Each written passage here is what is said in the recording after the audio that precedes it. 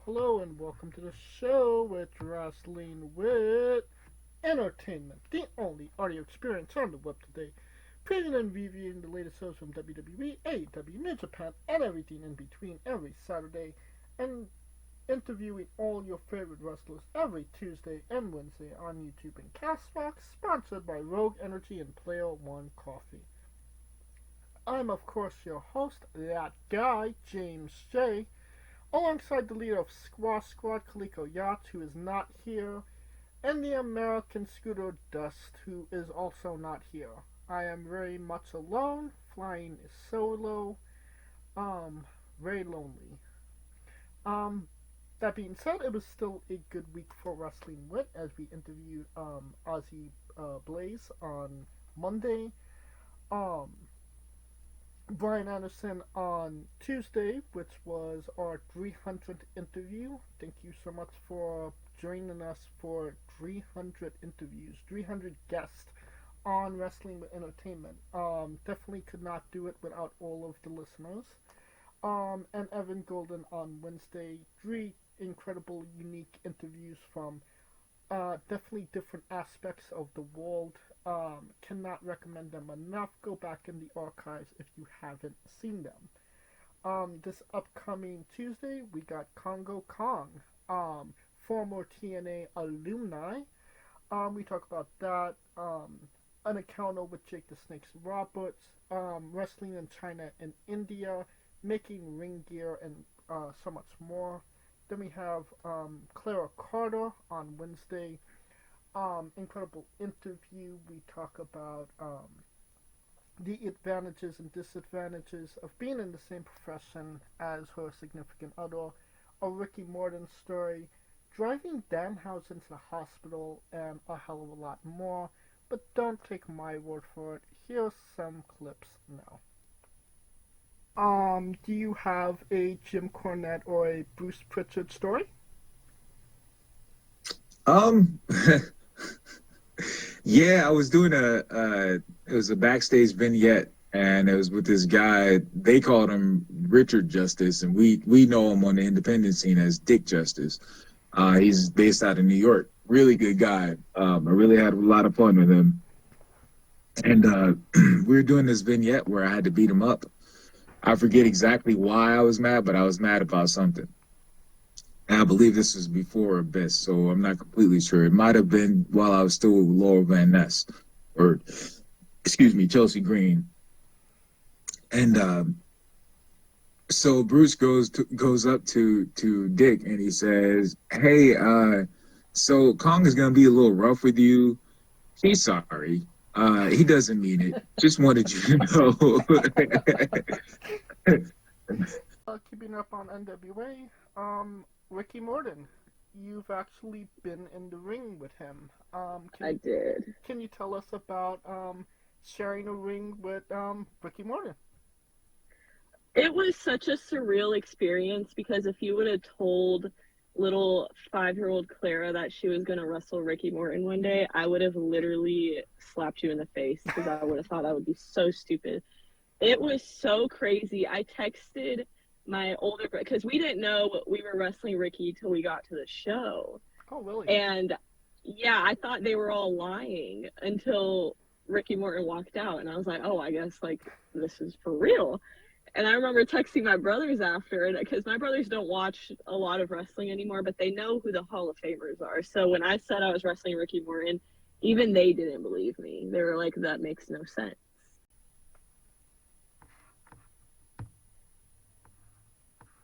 Okay, and then on the 9th we have Ash Silva. On the 10th we have Solomon Stride. On the 16th, Savannah Stone. The 17th, Madness. On the 23rd, we have Vegan Thunderbolt. On the 24th, we have Guillermo. On the 29th, which is a Monday, we have Cornboy Kevin Gutierrez. On the 30th, we have Keyshawn Calloway, and on the 31st we have Zombie Dragon, and then on August 6th we have Green Phantom. So a lot of interviews coming up for Wrestling Wit. Definitely keep up with our social media to check out all of these interviews. And you could hit the notification button on our YouTube page for when these interviews will be coming out. Alright, now that we're done putting ourselves over, well, myself, I'm only one here now. It was not a great day for wrestling because we are wrestling with the news. And a couple of days ago, we lost one of the greats. Sika of the Wild Samoans has unfortunately passed away at the age of 79. It truly sucks when we lose a member of the wrestling family. Obviously, Alpha and Sika, the Wild Samoans, one of the more iconic tag teams of that time period. They was a three-time WWF Tag Team Champions. Sika even challenged Bob Backlund and Hulk Hogan for the WWE Championship at one point. And obviously, a part of one of the greatest bloodlines in pro wrestling history, the NOY family. So truly a tragedy. And I will say this, as much as it sucks to, lose, Sika of the Wild Samoans, um, you know, he got to witness Roman Reigns. Roman Reigns is his son. He got to witness his whole entire run as WWE champion. One of the most iconic runs in all of pro wrestling. He got to see everything, every little bit of it. And personally, I think that's a great. I personally think that was great. And again, it sucks, but he was 79 years old. He lived a long and fulfilled life. Obviously, he had Roman Reigns, Rosie, and just rest. What I could say is rest in power. Our thoughts and prayers go out to the friends and family of Sika. Alright, on an interesting bit of news that was said this week, Bianca Belair invited Caitlin Clark to be a part of the Royal Rumble next year in Indiana. Clark plays for Indiana in basketball. I know it's just she's throwing that out there. It's only spectating at this point, room and innuendo, as you say. But if she was to do it, it definitely would grab some headlines, I would say. It would be interesting to see. And whenever it comes to celebrities coming into pro wrestling, it's either a fist toward her or a cat toward her. There's not really too many in betweens. So I could see her actually, maybe doing really well in WWE. Maybe when the whole basketball thing comes up, maybe a WWE career. Who knows? I mean, she's a really big star in that arena right now. Whether you like her or you don't. I personally don't know. I don't follow basketball, and Kaliko's not here to tell me. Or she could just maybe not be that great at it. A la Chad Gable Stevenson. So, it's always 50-50. You never necessarily know what you're going to get when you have an athlete come from a different arena than yourself. So I do think that it would be interesting to see her do something with WWE. Um, Whether or not it would be successful would purely be up to her. Um, that being said, Indiana will host the Royal Rumble, and in future years it will hold SummerSlam and WrestleMania. So that's already confirmed at this point. Um, Great for Indiana. I don't know a lot of people that would necessarily want to go to Indiana for WrestleMania, if I'm being honest, but I'm sure WWE is getting paid a lot of money to do it, so um, they're going to be happy about that. And wherever Mania is, people will come, whether or not there are things to do around in that area. Um, it is interesting to have three of WWE's four big events in the same arena. Um, I don't think that's been done before. Um, Especially leading up to a WrestleMania, like doing Royal Rumble, SummerSlam, Mania, and ending with WrestleMania in that arena when they've been in that arena two times already. Like for instance, Ford Field hosted WrestleMania in 2007. Ford Field didn't get SummerSlam until 2023. Quite a long stretch before they've had, wrestling in that building again. So it's kind of, I want to see how they handle it. I'm interesting. I'm interested to see, and I guess we will see. On keeping up with more WWE news, Donovan Dijak um, has left WWE. Also, Kayla Braxton as well. From what I've heard, Dijak asked for his release. Kayla Braxton just did not renew her contract. Two very different situations, but kind of tells you where Dijak was when it seems like a bigger loss to WWE that they're losing Kayla than an actual pro wrestler like Dijak. No shade to Dijak, but he didn't necessarily have it all together. Great in the ring, maybe not the best at the mic.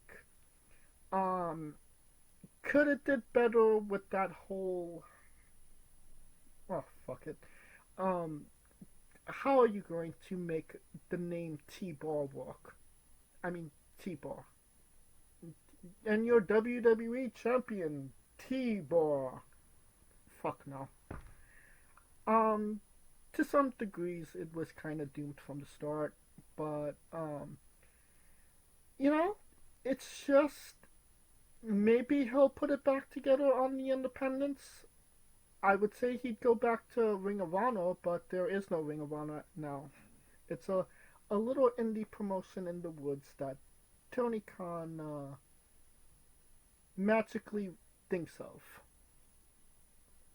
on his cocaine high.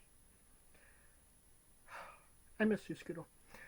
Um, yeah, and Killa, I think she's best known for having some rather interesting altercations with Paul Heyman. But she was always a good, interesting part of the team for WWE. I do think that it's maybe a bigger loss that they lost her than Dijak, and that explains a lot about Dijak. Now, from losing to gaining, Brit Baker might be making her return sooner rather than later. Maybe as early as tonight, as Forbidden Door is going to be later today. I'm just wondering, where does Brit Baker fit at this point? She's been out since September of last year. Um, Almost an entire year. Um, you can't. I mean, you could put her against Tony, but nothing's going to touch Tony right now. Tony is um, Tony's untouchable at this point. You, I don't feel like anybody would accept her losing that championship to anybody at this time. She's on the roll. She's on that high. So much that they gave Mercedes the TBS championship rather than the main women's champion. Um, that's another topic. Um, can I see Britt Baker beating Mercedes for her championship? No, not right now. I don't see her losing that championship anytime soon as well, because you don't. I mean, she literally just got it. I mean, what are they going to do? Let a major star drop a title and after getting it 2 months earlier? Who does that? Roderick Strong, possibly Swerve Strickland, depending on what happens tonight. But I digress. Yeah, but I don't think Tony is a very flavor of the month, and unfortunately, Britt Baker is flavor of last year. If she's going to do anything, it's going to be with the mid-carders, with possibly Paige, Soraya. Um, I know Chris Statlander's doing some heel stuff right now. Does anybody care? Um, so yeah. If Britt Baker makes a re-debut in the woods, does anybody care? Speaking of re-debuts, um, there are allegations to why Ricky Starks isn't on TV right now. Um, Somebody on the Squared Circle Reddit page, so you know that it came from an accurate, well received news source. Yeah, Reddit Squared Circle. Um, it said that Ricky Starks got into a bar fight a couple of months ago, when they were in Toronto.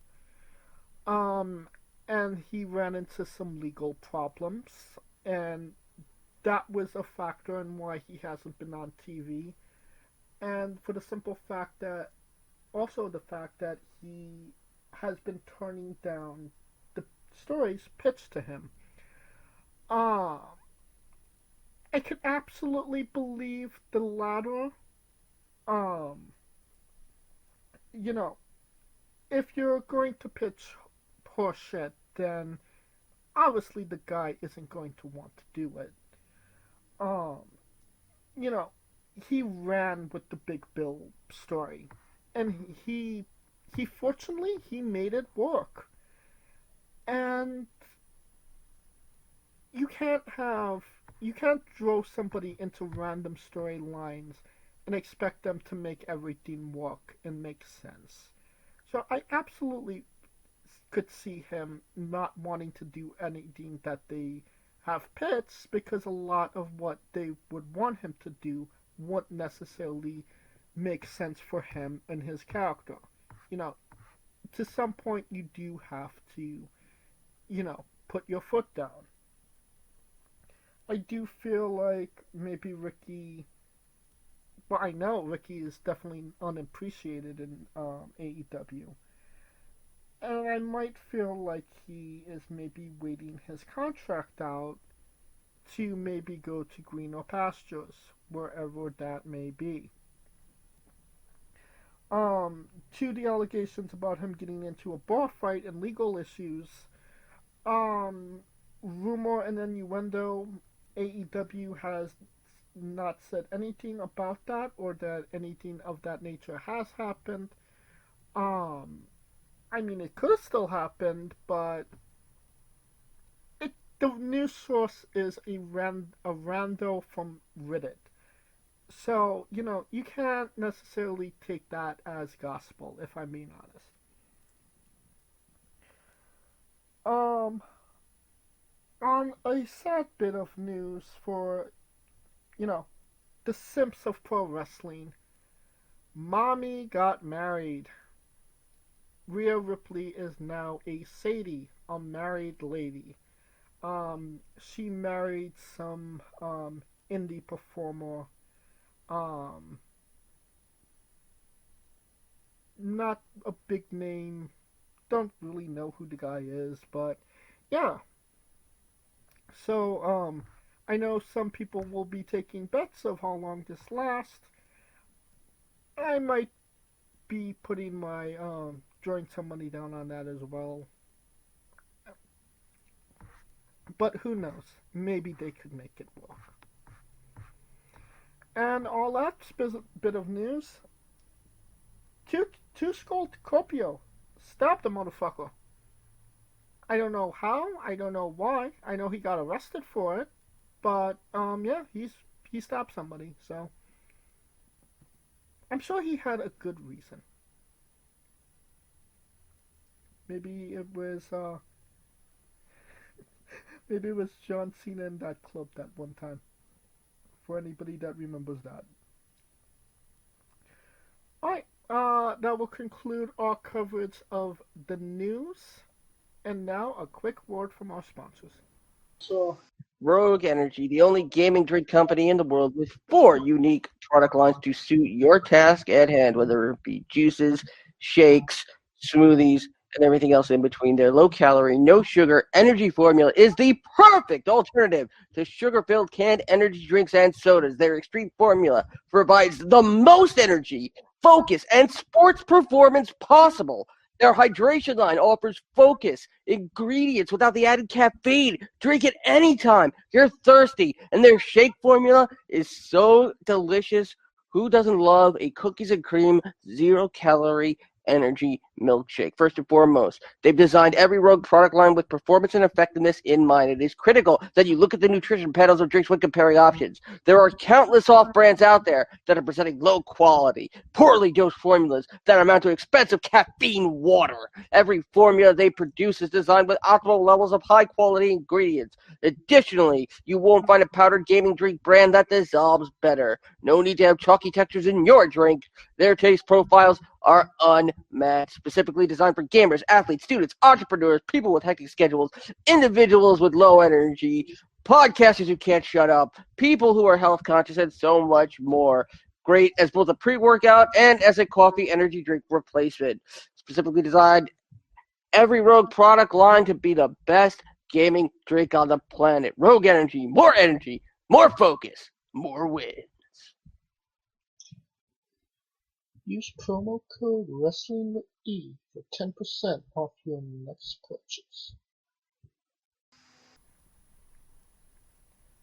And we are wrestling with AEW Forbidden Door. It takes place later today in Elmont, New York, at the USB Arena. God help me. I mean, it's pretty bad when you're in a random part of New York that literally nobody knows. I'm sure if Scooter was here, he would tell me Elmont is bumfuck nowhere, New York. Just kind of tells you where AEW is at this point. But it is a AEW event, so they're going to they're going to blow their load on a massive card. um, 14 matches in total, including 4 pre-show matches. Fuck me. Um, if I'm being honest, looking at this card as a whole, it's peaks and valleys. There's some things that I would be interested in actually seeing, while others, um, definitely bathroom break worthy. So let's get into it. First pre-show match: Los Ingobernables de Japón, Yota Tsuji, Titan, and Hiromu Takahashi versus the Lucha Brothers Penta El Zero Miedo and Rey Fenix and Mystico. Um, honestly, it sounds like a banger. Um, I like all the guys in it, excluding Mystico. Going with LIJ because I like those guys. Second match: Chris Statlander and Momo Watanabe. Momo, ooh, I didn't mean to make you cry. They fight Willow Nightingale and Tom Nakano. I'm sure that will put asses in seats.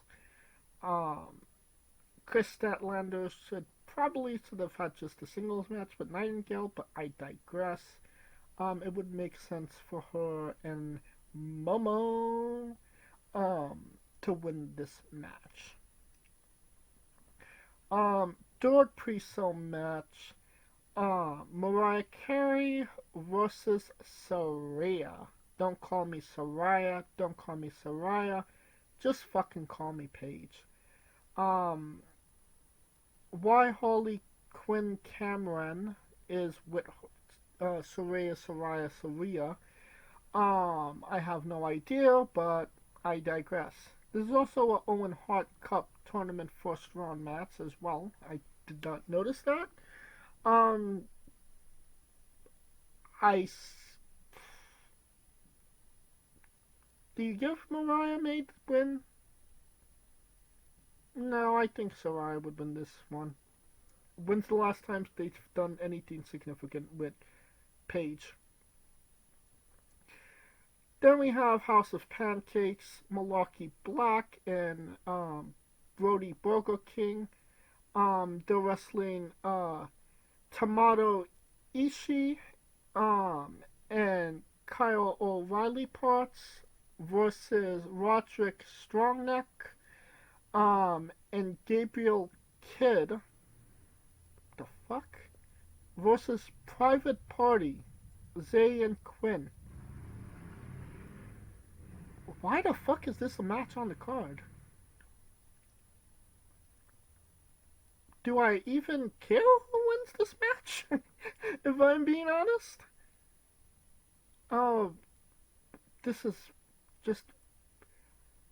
This is like they literally picked names out of a hat. Oh, fuck it, House of Black. Now that was only the pre-show, because you get a 2-hour fucking pre-show. Fuck me. The first match on the actual card, we got a ladder match for the Vinkit TNT Championship because Edge had to go break his fucking leg. We have Kolkuska take Shitter versus Mark Briscoe versus Jungle Boy versus Dante's Inferno Martin versus fucking Leo Rush versus El Fantasmo. Another match that seems like they picked names out of a hat. A clusterfuck of what the fuck, if I'm being completely honest.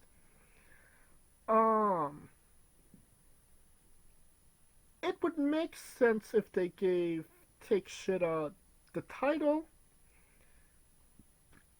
On a personal level, I'd like to see Mark Briscoe win the championship. But in actuality, they're going to give Jack Perry the championship because it's AEW. And, nepotism. Nepotism is the key. Uh, then we got the Learning Tree. NDA is Jericho and Big Bill. They're teaming with Jeff Cobb for reasons I don't even know why. With Brian Keat, that guy. They're wrestling Samoa Joe, Hook, and Katsuri Shibata.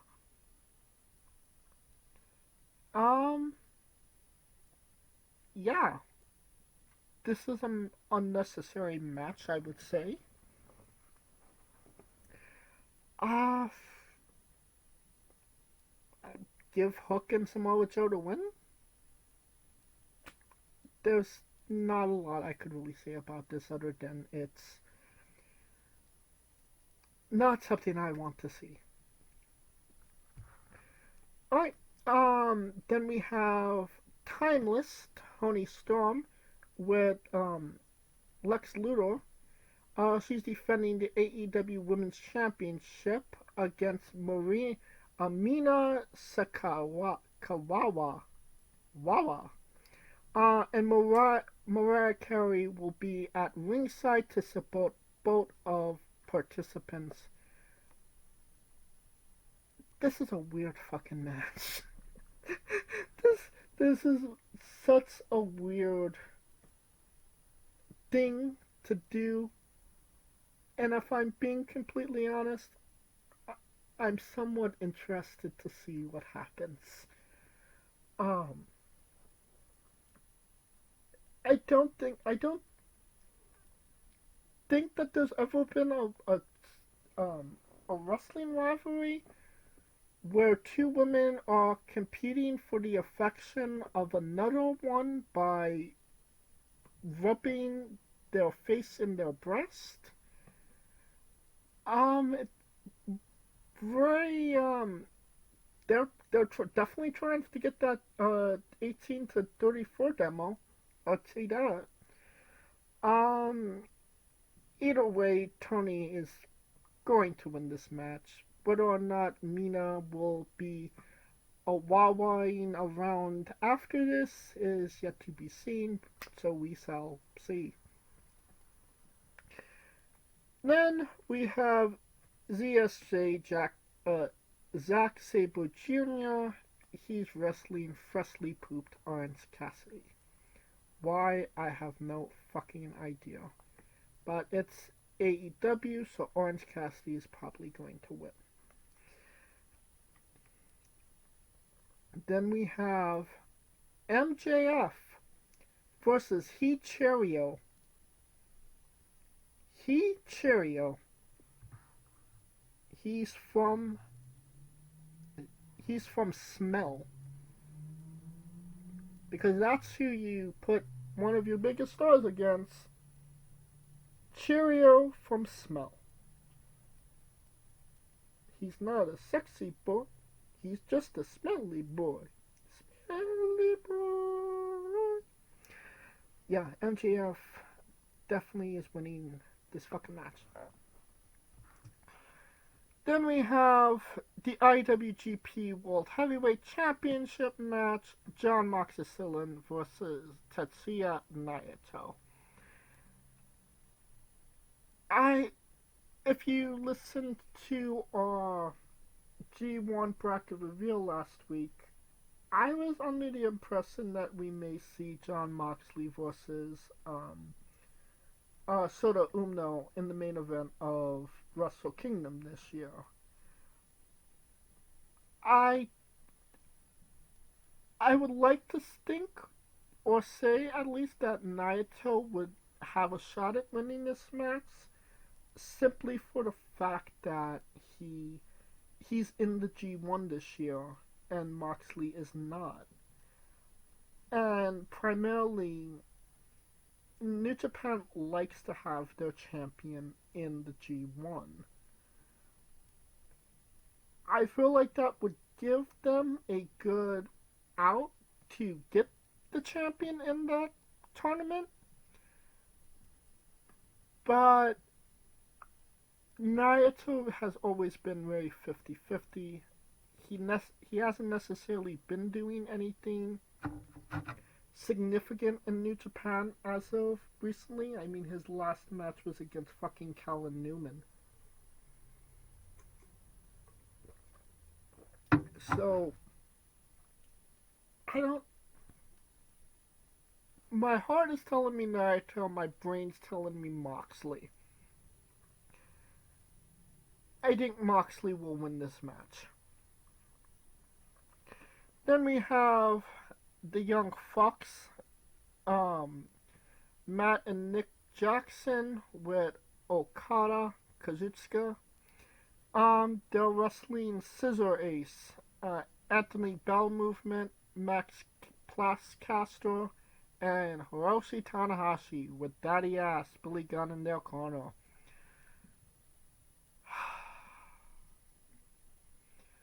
The Elite will win this match. I think that's all that needs to be said.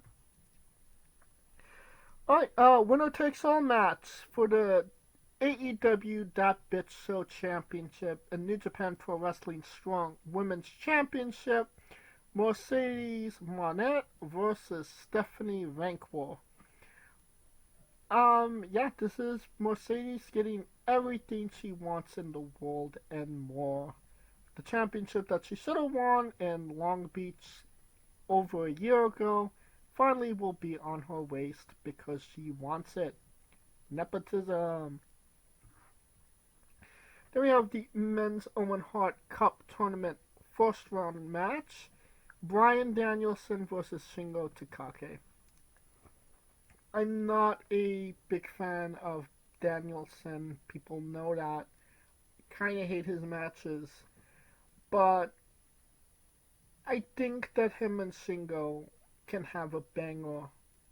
This could definitely be one of the better matches on the card. Definitely the match Meltzer is going to masturbate the hardest to. Will it be 10 stars? Probably not. Can it be a banger? 100%. That being said, Bryan wins. Then we have a singles match for the AEW World Championship. Swerve Strickland with Prince Na, hey hey, goodbye, against Will Ospreay. I want to believe AEW will do the right thing and keep the belt on Swerve, but Tony is so enamored with Ospreay. I can't see him not giving him the belt. If Tony would give him the belt off his pants. I feel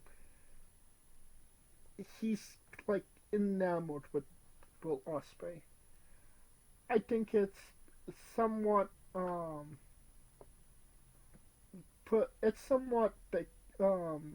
bad fate with the fans, considering that they put so much in Swerve, and then a couple months later he drops the belt to Will Ospreay.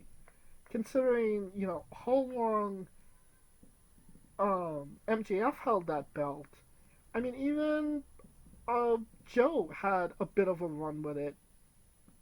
I feel like it's all around sucky for Swerve. Definitely unfair. I want to say Swerve wins, but I kind of already know that Ospreay will be winning. Alright, that will conclude our coverage of Forbidden in Your House. Join us next week as we review this show. God knows we're gonna need some help with that. And I'm not talking about Kaliko and Scooter. I'm talking about of the liquid variety.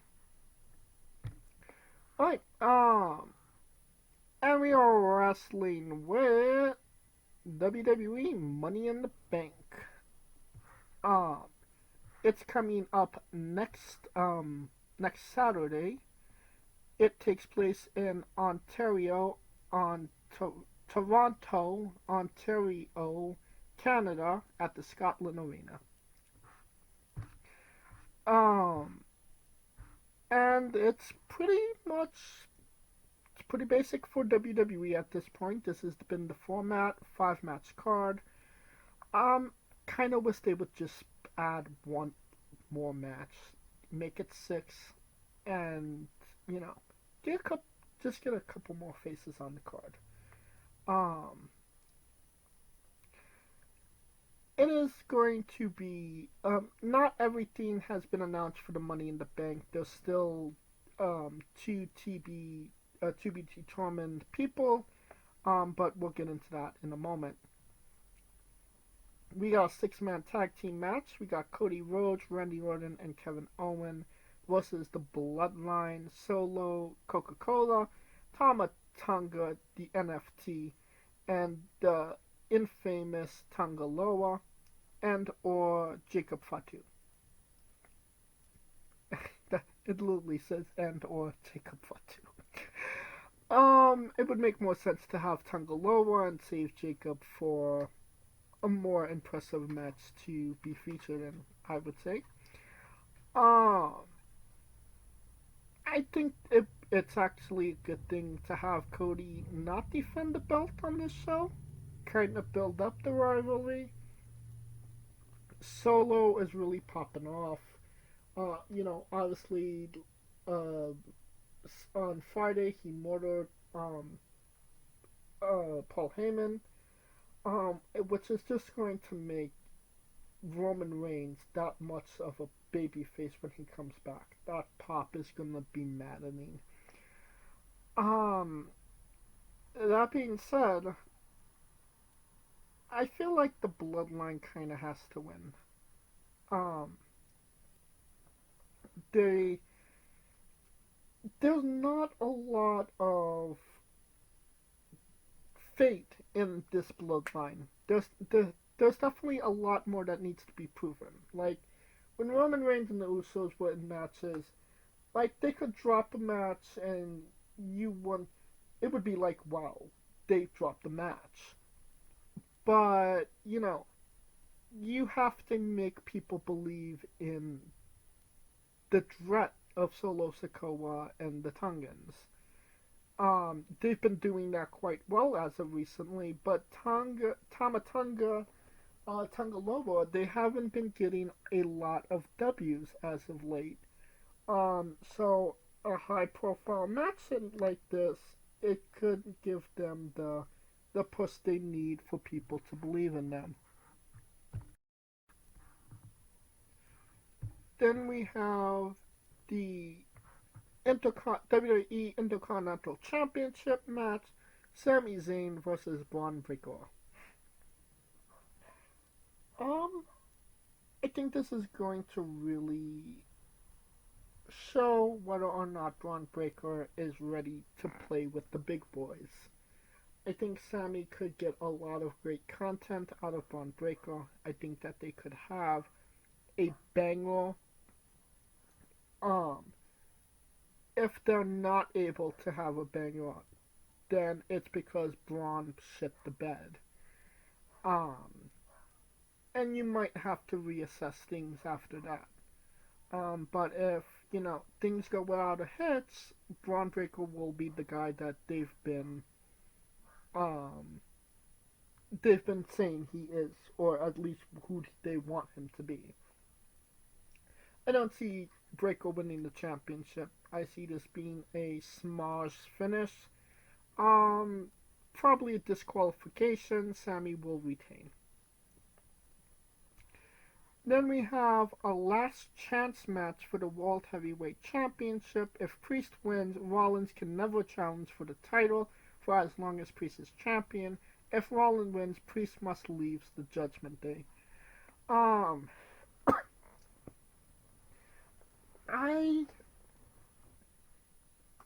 I'm gonna be completely honest here. I think Seth Rollins was brought in because they had nobody to wrestle Priest. I think Rollins is going to lose this match, and we're not going to see him for a while after this. Um, I think he's healthy enough to have a match. I don't think he's healthy enough to be on the road like he has been in the last year or so. I think he's doing WWE a favor to some degree, and he will put Priest over properly, and then kind of go into the good night. He doesn't necessarily need to beat Priest for the championship, um, to get another title match. You know, WWE logic. So I see. That's kind of what I see. I see that he's going to be doing this match and then taking uh, an extended leave afterwards. I could be completely wrong, but who knows? Alright, then we have the Money in the Bank ladder match for the Women's Championship match contract. We have Io Sky, and on that form she had a Dakota Kai with an Asuka there and a Io there, Asuka there, Dakota everywhere, versus Chelsea Green versus Lara Valkyria versus Tiffany Stratton versus Naomi, and one to be determined. My brain is telling me Tiffy and the Bank should be a thing, and I would say all roads lead to Tiffany winning the Money in the Bank.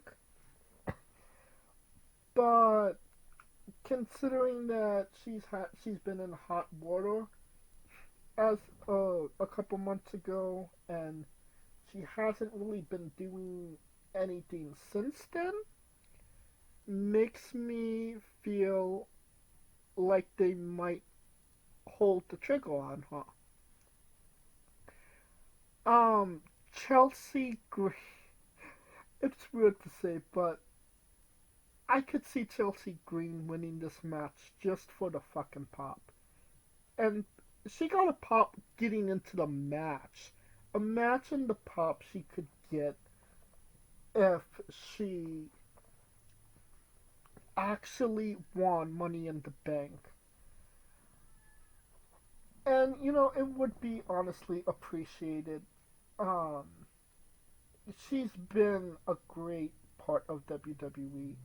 A chicken salad maker, to say the least. Everything that she does has worked, and she's made work. She's gotten the crowd on her side. She's a fun character. I would personally like to see Chelsea Green win. She won it last year, so I don't see her winning it. Lyra, I feel like Lyra isn't the type of person to win the Money in the Bank, if that makes sense. She's not the opportunist-esque type character. She's kinda a straight-up person. While I could see her possibly winning it, it would maybe, if she did win it, it would be interesting if she would maybe just call her shot and say, this is when I'll be cashing in. Something no other woman has done before, and only one other man has done before, and was actually successful. And that was Rob Van Dam back in 2006. I don't see them giving it to Naomi, and whoever TBD is, I don't have a lot of faith in them.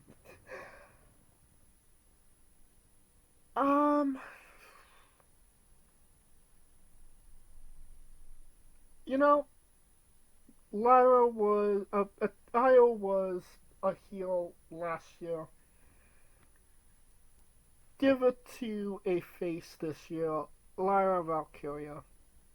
And my second pick will be Chelsea Green. Alright, then we have the Money in the Bank ladder match for the men's championship contract. We got main event Jey Uso, Carmelo Hayes, Andrade Del Idaho, Chad Gable Stevenson, and LA Knight, with one to be determined. I'm honestly really surprised LA Knight is in this match. That being said, I definitely don't think he's going to win this this contract.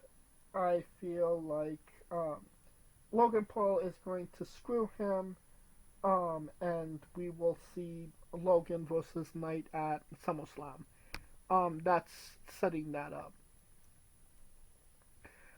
I mean, Jey Uso is on the poster. It's Yeet in the Bank, and I could definitely see them selling a lot of briefcases with Yeet in the Bank on them.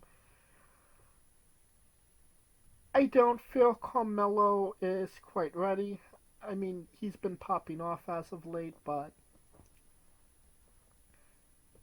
Andrade, let's face it, Andrade has no heat on him.